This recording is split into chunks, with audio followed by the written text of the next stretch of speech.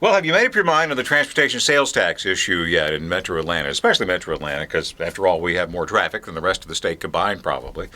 The vote is July 31st, and we found out that it's driving early voting already. It's been underway at several precincts around Metro Atlanta.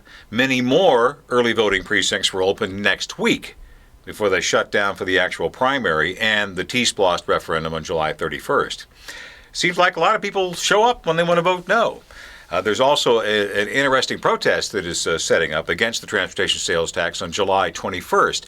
A lot of folks are going to gather on the north side perimeter and just circle I-285 a couple of times with their lights and flashers on to make a point. So we've got that story at WSBRadio.com if you'd like to read more about that.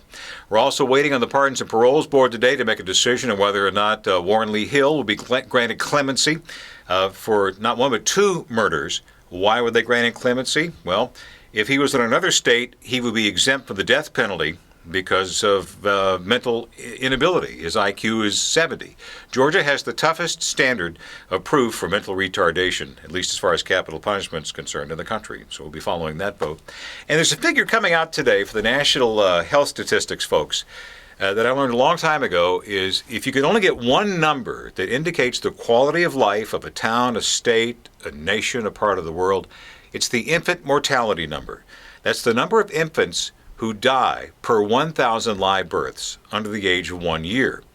The best infant mortality number in the world is the country of Monaco, 1.8. The worst, Afghanistan, where more than 200 babies out of 1,000 don't make it to the first year. We'll be watching for that number later today, a real indication of the quality of life in the United States of America. You watch it with us. We'll be back throughout the weekend with live updates on weather and traffic and, of course, any breaking news. And first thing Monday morning on Atlanta's Morning News on AM 750 and 95.5 FM. Have a great weekend.